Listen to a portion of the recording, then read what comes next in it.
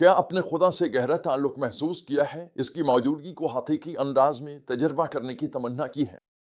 آج ہم اسرائیل کی تاریخ کے ایک خاص لمحے کا جائزہ لیں گے جو ہمیں عبادت اور خدا کی اپنے لوگوں کے درمیان بسنے کی خواہش کے بارے میں گہری سچائیاں سکھاتا ہے۔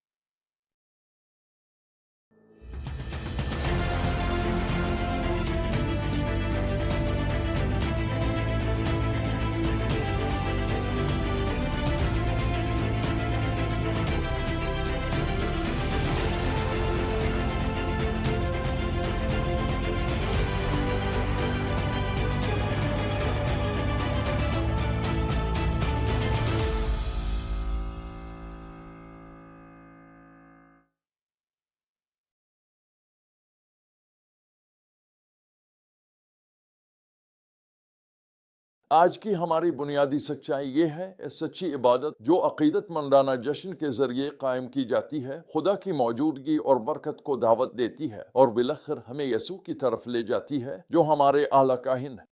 ہم گہرائی میں جا کر گنتی، خروج اور احبار کی آیات کا مطالعہ کریں گے جو بیابان میں پہلے فصح کے جشن کے دوران قیامت کے قیام کو بیان کرتی ہیں۔ یہ واقعات خیمہ اجتماع کی تعمیر کے بعد ہوئے جس پر ہم نے اپنے پچھلے روحانی مطالعے میں غور کیا تھا۔ خیمہ اجتماع کو اس مقصد کے لیے بنایا گیا تھا کہ خدا اپنے لوگوں کے درمیان سکونت اختیار کرے۔ اب ہم دیکھیں گے کہ اس مقدس مقام میں سچی عبادت کس طرح انجام دی جاتی ہے۔ آئیے ہارون اور اس کے بیٹوں کی بطور کاہن تقدیس سے آغاز کرتے ہیں۔ خروج 29 اور احبار 8 اس عمل کے لیے تفصیلی ہدایات فراہم کرتے ہیں۔ حیرت انگیز ہے کہ رسومات باریک بینی جامعیت سے ترتیب دی گئی ہیں۔ کاہن کی تیاری کے ہر پہلو، چاہے وہ غسل ہو، لباس پہننا ہو، مقدس پوشاک ہو یا مختلف قربانیاں، اس بات پر زور دیتی ہیں کہ خدا کے حضور جانے کے لیے پاکیزگی ضروری ہے۔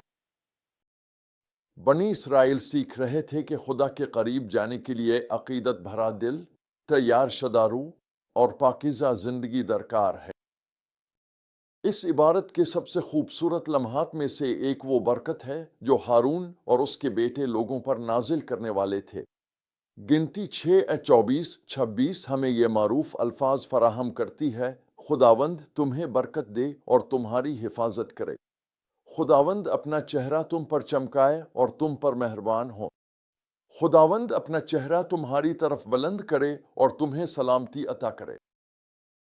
یہ برکت صرف مادی خوشحالی کے بارے میں نہیں ہے، یہ خدا کی موجودگی، اس کے فضل اور اس کے لوگوں کے ساتھ قریبی تعلق کے بارے میں ہے۔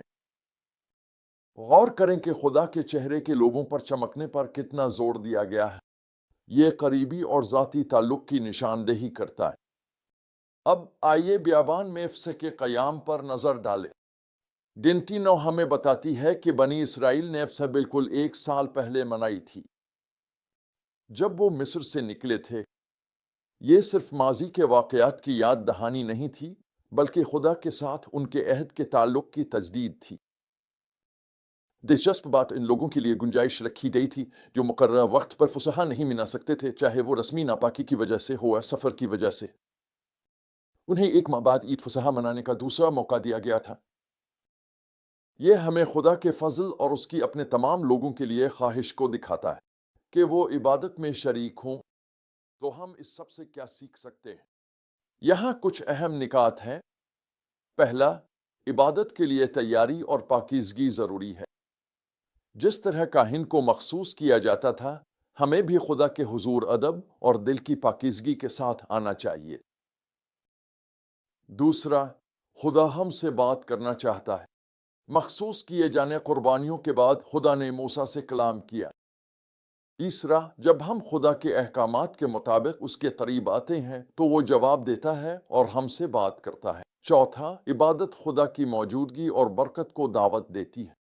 کہانی برکت خدا کے چہرے کے اپنے لوگوں پر چمکنے کی بات کرتی ہے جو اس کی اپنے بندوں سے قریبی تعلق کی خواہش کو ظاہر کرتی ہے۔ عبادت سب کے لیے ہونی چاہیے۔ غیر ملکیوں کو فصح میں شامل ہونے کی اجازت دینا اس بات کو ظاہر کرتا ہے کہ خدا کا دل ان سب کو شامل کرنے کے لیے کھلا ہے جو اس کی پیروی کا انتخاب کرتے ہیں۔ عبادت مسلسل ہونی چاہیے۔ چراغوں کے مسلسل جلتے رہنے اور حضوری کی روٹی کے احکامات مسلسل عقیدت اور خدا کی مستقل فراہمی پر زور دیتے ہیں۔ ہمیں یسوع کی طرف اشارہ کرتا ہے۔ وہ ہمارا کامل سردار کاہن ہے، خدا اور انسانیت کے درمیان آخری اور کامل سفارشی، کیونکہ وہی واحد ہستی ہے جو مکمل طور پر مقدس ہے۔ اسی کے ذریعے ہمیں خدا کی حضوری تک رسائی حاصل ہے۔ ہمیں اب زمینی کاہن یا کسی مادی خیمگاہ کی ضرورت نہیں، کیونکہ یسوع ہی ہمارا اعلیٰ کاہن ہے جو ہمیں براہ راست خدا کی حضوری میں لے جاتا ہے۔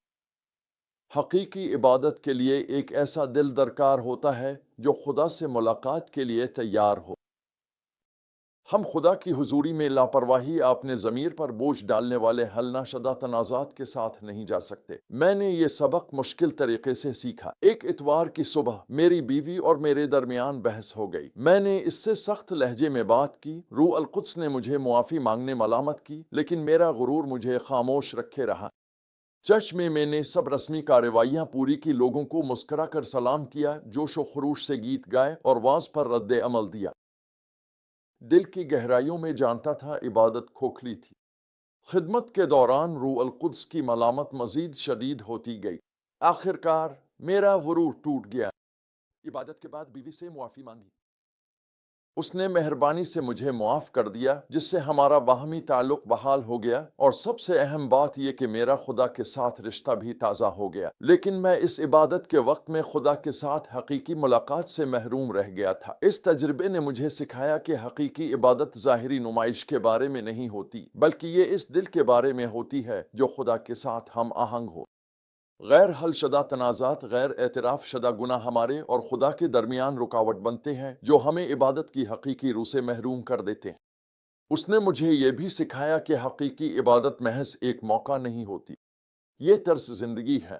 جس طرح کہ چھوٹ یمیم اجتماع میں چراغوں کو جلتے رہنا تھا، ہماری خدا کے ساتھ وابستگی بھی جاری رہنی چاہیے۔ جب ہم خدا کی موجودگی کا مسلسل شعور رکھتے ہیں تو ہم خود کو اس کی آواز سننے اور اس کی برکت حاصل کرنے کے قابل بناتے ہیں۔ تو میں آپ کو چیلنج دیتا ہوں، آپ عبادت کے طرز زندگی کو کیسے فروغ دے سکتے ہیں؟ کیا آپ خدا کے حضور ادب اور توقع کے ساتھ آ رہے ہیں؟ یاد رکھیں، یسوع کے ذریعے ہمیں خدا کی موجودگی تک براہ راست رسائی حاصل ہے۔ آئیے اس خاص نعمت کو ہلکا نہ لیں، بلکہ ہر دن اس کے چہرے کی جستجو میں گزاریں، اس کی موجودگی کو ہمیں بدلنے دیں اور ہمارے ذریعے دوسروں تک پہنچنے دیں۔ اب خدا کی ہمارے درمیان سکونت کی حقیقت کا تجربہ کر سکتے ہیں۔ آپ کی زندگی عبادت کا ایک مسلسل اظہار ہو جو دوسروں کو بھی اس کی موجودگی میں آنے کی دعوت دے۔ ہمارے مقدس مہربان خدا کی موجودگی میں